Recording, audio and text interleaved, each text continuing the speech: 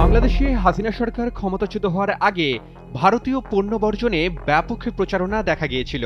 এবার ভারত থেকে বাংলাদেশে নিত্যপণ্য বিশেষ করে চাল, পেঁয়াজ ও আলু রপ্তানি বন্ধ করে দেওয়ার হুমকি দিয়ে সে দেশের এক রাজনীতিবিদ বক্তব্য দেওয়ার পর দুই দেশের বাণিজ্য সম্পর্কের বিষয়টি নতুন করে আলোচনায় এসেছে। রপ্তানি নিষেধাজ্ঞা বা স্থলবন্দর বন্ধ থাকার কারণে ভারত থেকে পণ্য আমদানি বন্ধ বা হ্রাস পাওয়ার ঘটনা নতুন কিছু নয়। তবে এবারের প্রেক্ষাপটে বাণিজ্য নয় বরং রাজনৈতিক আলোচনায় মুখ্য হয়ে উঠেছে। আলু, পেঁয়াজ, চালে বাংলাদেশ ভারতের উপর কতটা নির্ভরশীল, বিস্তারিত থাকছে আজকের প্রতিবেদনে। বাংলাদেশে 2023 সালের আগে কখনো আলু আমদানি করা হয়নি। দেশটি বরং আলু রপ্তানি করত। দাম নিয়ন্ত্রণের জন্য ওই বছরের অক্টোবরে প্রথমবারের মতো আলু আমদানির সিদ্ধান্ত নেয় সরকার। ভারতের বাণিজ্য মন্ত্রণালয়ের তথ্য বলছে 2023-24 অর্থবছরে দেশটি থেকে 17 লাখ মার্কিন ডলারের আলু আমদানি হয় বাংলাদেশে। ওই অর্থবছরে বাংলাদেশে আলু উৎপাদনের লক্ষ্যমাত্রা ধরা হয়েছিল 1,16,00,000 মেট্রিক টন। উৎপাদন হয়েছে 1,06,00,000 মেট্রিক টন। বাংলাদেশ পরিসংখ্যান ব্যুরোর সাথে সমন্বয়ের মাধ্যমে প্রকাশিত কৃষি সম্প্রসারণ অধিদপ্তরের প্রতিবেদন থেকে এ তথ্য জানা যায়। তবে দেশে আলুর চাহিদা প্রায় 80 লাখ মেট্রিক টন, অর্থাৎ উৎপাদন চাহিদার তুলনায় কম নয়।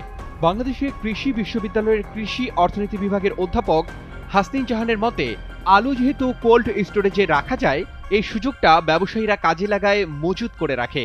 এর ফলে দাম বৃদ্ধির ঘটনা ঘটে, যে কারণে আমদানির দিকে যায় সরকার।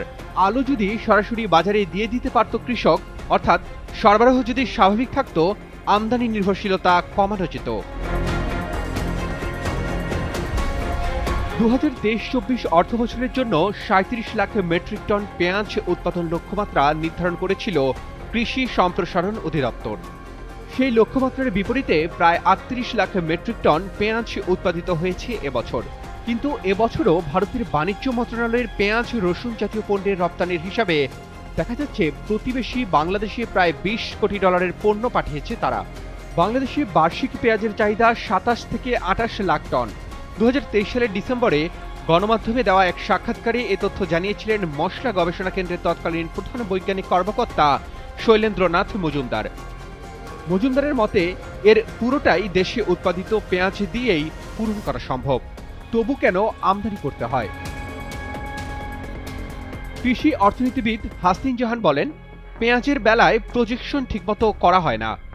কৃষক হয়তো এক বছর দাম পাচ্ছে না, ফলে পরের বছর কম চাষ করে, কিংবা এক বছর দাম বেশি পেলে পরের বছর চাষের পরিমাণ বাড়ে।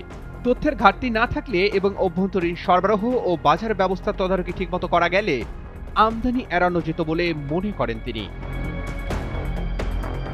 আওয়ামী লীগ সরকারের সময়ে দেশকে ধান চালের নিরিখে খাদ্যশস্যে স্বয়ংসম্পূর্ণ বলে দাবি করা হতো, কিন্তু তারপরেও চাল আমদানি থেমে থাকেনি। ভারত থেকে বাংলাদেশে চাল আমদানির তথ্যে বছর ভেদে ব্যাপক পার্থক্য দেখা গেছে। এক এক বছর আমদানির পরিমাণ এক এক রকম। ভারতের বাণিজ্য মন্ত্রণালয়ের তথ্য বলছে, 2023-24 অর্থবছরে 1.5 কোটি ডলারের চাল রপ্তানি করা হয়েছিল বাংলাদেশে। তবে এর আগের অর্থবছরে 31 কোটি ডলারের চাল বাংলাদেশে রপ্তানি করা হয়। সর্বশেষ অর্থবছরে কৃষি সম্প্রসারণ অধিদপ্তর নির্ধারিত লক্ষ্যমাত্রা ছিল 4 কোটি 34 লাখ মেট্রিক টন। উৎপাদন হয় 4 কোটি 20 লাখ মেট্রিক টন। জাতিসংঘের বাণিজ্য বিষয়ক ডেটাবেস অনুযায়ী 2023 সালে বাংলাদেশে 8 কোটি ডলারের বেশি চাল রপ্তানি করেছে ভারত। পরিমাণের দিক থেকে 2,15,000 টন প্রায়। ভারত ছাড়াও ভিয়েতনাম এবং থাইল্যান্ড থেকে চাল আনে বাংলাদেশ। যুক্তরাষ্ট্রের কৃষি বিভাগ থেকে গত এপ্রিলে প্রকাশিত এক প্রতিবেদনে পূর্বাভাস করা হয়েছে, আগামী অর্থবছরে বাংলাদেশের চাল আমদানি শূন্যের কাছাকাছি নেমে আসতে পারে। চলতি বছর বোরোর ভালো ফলন এবং আউশ আমনের পরবর্তী মৌসুমের কথা বিবেচনায় নিয়ে সংস্থাটি বলছে 2024-25 অর্থবছরে 50,000 মেট্রিক টন চাল আমদানি করতে পারে দেশটি। বোরোর ভালো উৎপাদনের কথা উল্লেখ করে কৃষি অর্থনীতিবিদ হাসনিন জাহান বলেন, সমস্যাটা হয় ডিস্ট্রিবিউশন পর্যায়ে। তাই মজুতদারি ঠেকিয়ে সরবরাহ ব্যবস্থা মজবুত করা গেলে চালের মূল্যবৃদ্ধি বা যোগান সংকট মোকাবেলা করা সম্ভব বলেই মন্তব্য তার। Arman Ali, Daily Sun.